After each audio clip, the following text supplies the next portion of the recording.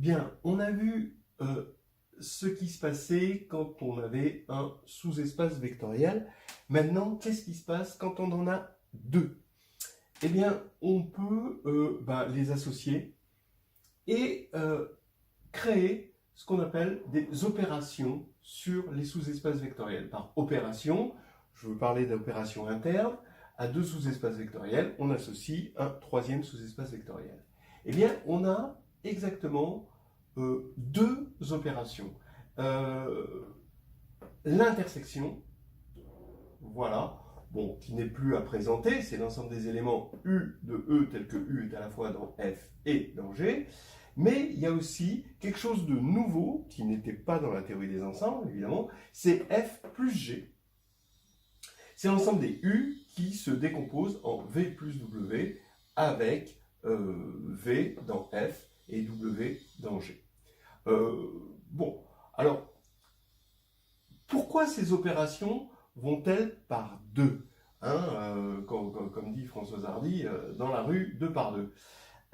Parce que, toujours pareil, vous avez compris, c'est la dualité. Vous avez deux approches, toujours. Déjà, pour un seul sous-espace vectoriel, je vous avais dit, il y a deux approches. Une approche qui est additive, c'est-à-dire on prend des vecteurs et on génère des sous-espaces vectoriels, et une approche soustractive, c'est-à-dire on part de tout et on crée des contraintes, comme des systèmes linéaires, en quelque sorte, des contraintes linéaires, et ça c'est soustractif. Donc vous voyez que là, ça va être soustractif, d'accord? On crée des contraintes, par exemple, si lui, F est défini par un système linéaire et G défini par un système linéaire, ben F inter G, ça va être défini par les deux systèmes linéaires, d'accord? C'est l'intersection des deux.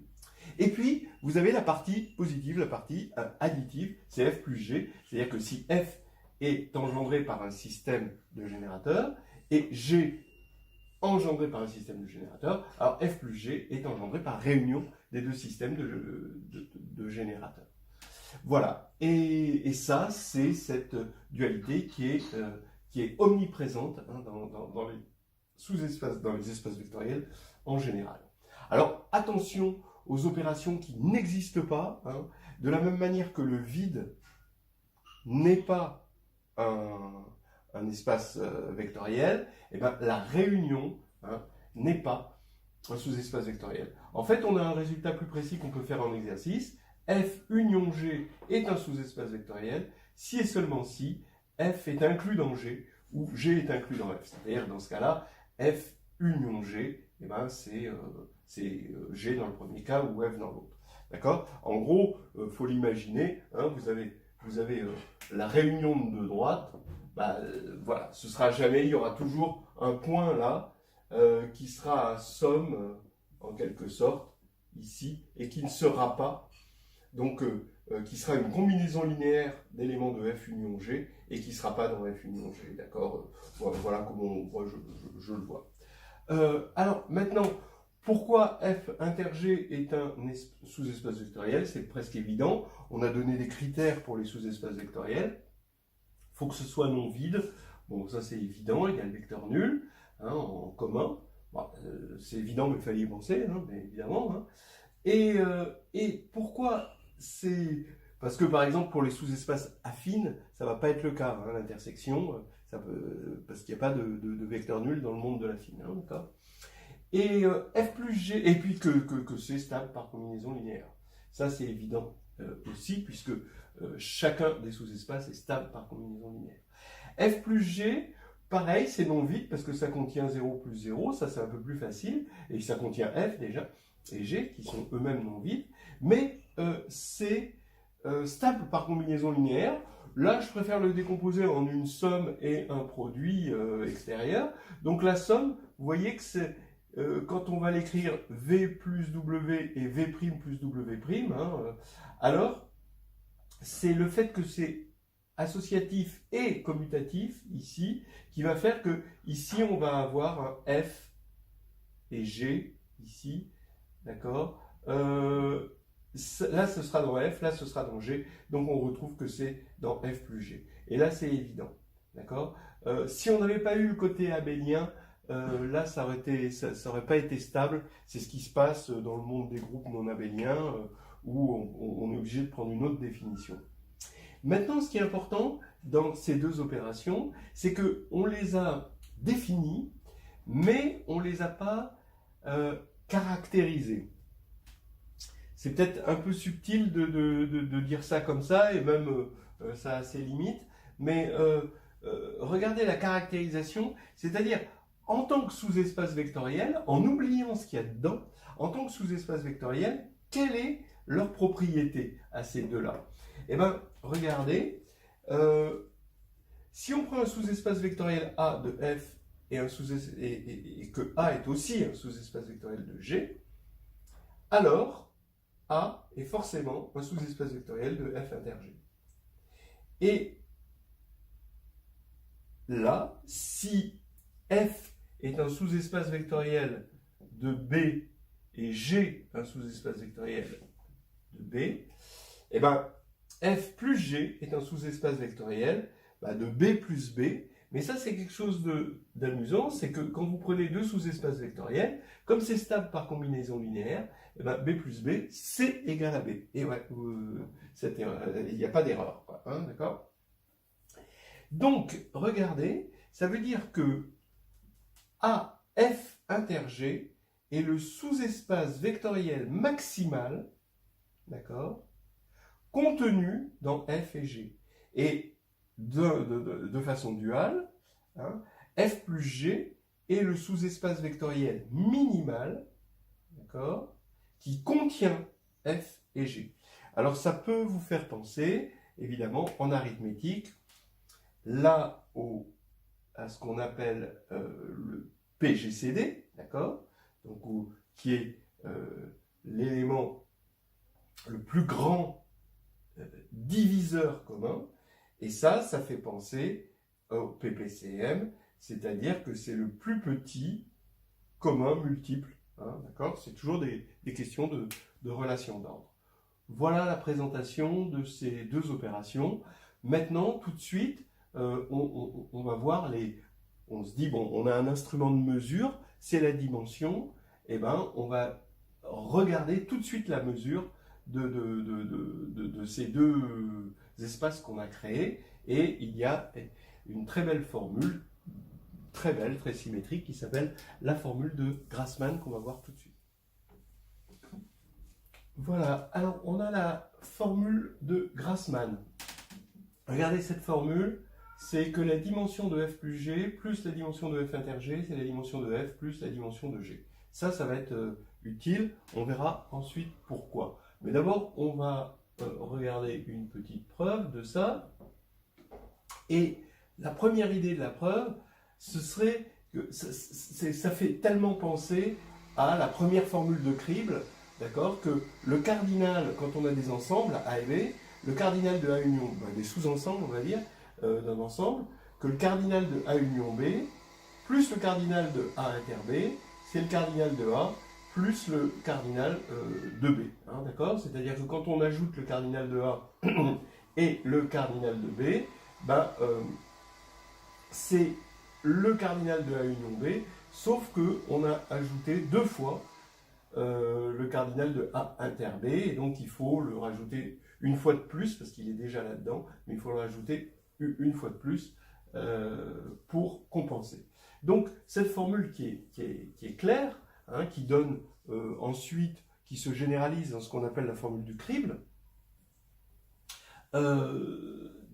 fait penser à la formule de Grassmann, et on va se baser là-dessus. C'est-à-dire que maintenant,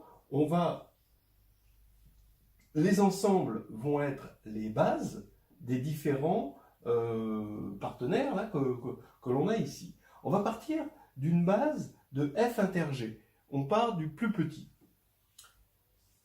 F inter G, on va dire que il existe donc une base, on est tout en dimension finie, hein, E1 jusqu'à EK. C'est-à-dire que la dimension de F inter G, c'est K. Maintenant, comme F inter G est une base et est inclus dans F, eh ben, je complète cette base-là, d'après le théorème de la base incomplète, en une base de F. Donc là, vous voyez une base de f avec la dimension de grand F, c'est petit r. Maintenant, je fais pareil pour G, c'est-à-dire que je pars de f inter G qui est inclus dans G et je le complète en une base de G. Là, ici, la dimension de G, c'est petit s. Et ce que je veux, donc ici, vous voyez ce que j'ai fait, hein, je suis parti de là, et j'ai fait de la base incomplète là, et de la base incomplète là. D'accord? Et maintenant, je veux montrer que, ici, la réunion des deux bases, en quelque sorte, c'est une base de f plus g. Si j'arrive à montrer que c'est une base de f plus g, alors, comme la dimension c'est le cardinal d'une base, et qu'on a au niveau ensembliste ceci, on a exactement cette formule-là. D'accord? Vous pouvez le compter, hein, si vous voulez, vous avez...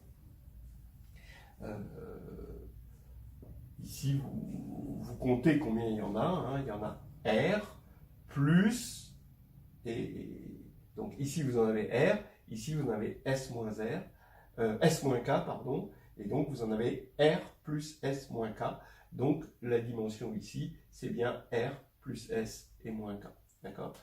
Voilà, alors, comment on montre que c'est une base? Faites attention quand même, la première chose, on a envie de dire libre et générateur, mais il y a une petite chose quand même à penser avant, c'est qu'on est bien dans f plus g, c'est-à-dire que tous ces éléments sont dans f plus g, parce que sinon, ça ne serait pas... Voilà, quoi. Bon, c'est tout bête, mais bon, c'est juste comme ça. Alors maintenant, pourquoi c'est générateur? Pourquoi c'est générateur? Parce que si on prend un élément de f plus g, il faut montrer que il se décompose dans cette famille. Alors, oui, parce qu'il se décompose dans f plus comme somme d'un élément de f et d'un élément de g, que l'élément de f va se décomposer là-dedans, et que l'élément de g va se décomposer là-dedans. Donc, globalement, ça va bien se décomposer dans la réunion des deux. C'est déjà quelque chose qu'on peut dire, et qui est très général, d'accord? Ça, on l'utilisera assez souvent, et c'est très naturel, c'est que quand on prend la réunion d'une famille génératrice de f et d'une famille génératrice de g, on a toujours une famille génératrice de f plus g. En revanche, on n'a pas forcément la même chose pour libre. Si vous pensez en termes de dualité, c'est pas mal parce que vous pouvez trouver quelque chose de dual. Si on prend une partie libre de f et d'une partie libre de g, alors en prenant l'intersection des deux familles, on a toujours, quitte à ce que ce soit l'ensemble vide, une famille libre de f inter g. Toujours, c'est très fécond, ces histoires de dualité pour une pensée systématique. Alors maintenant, la liberté, il faut montrer que c'est libre. Donc là, vous voyez, je vous ai écrit une petite relation entre ces éléments, sauf que j'ai mis en membre de gauche une combinaison linéaire ici, et en membre de droite, une combinaison linéaire là. Ça revient au même, ça reste une combinaison linéaire, et il faut montrer que cette combinaison est triviale, c'est-à-dire que tous les coefficients sont nuls. Oui, parce que le membre de gauche, il est dans F, d'accord? Parce que tout ça, c'est une base de F, et le membre de droite, il est dans G. Oui, donc ça veut dire que, globalement, ils sont tous les deux dans F inter G. Mais s'ils sont dans F inter G, ça veut dire que lui, il est dans F inter G, donc il s'écrit en fonction juste des EI. D'accord? Oui, mais s'il est égal à une somme des EI, étant donné que ça c'est libre, puisque c'est une base, d'accord? Ça veut dire que les nus I sont nuls, d'accord? Et donc, ça veut dire que c'est nul ici, le membre de droite est nul. Et à partir du moment où le membre de droite est nul, on se sert du fait que ceci c'est une base, et donc que c'est libre entre autres, et donc c'est nul aussi. Donc tous les coefficients sont nuls, c'est libre, et on a la formule de Grassmann. Maintenant, on va parler des commentaires sur la formule de Grassmann. il y a de quoi dire parce qu'elle est utile et il y a des garde-fous aussi, donc on va vous présenter tout ça.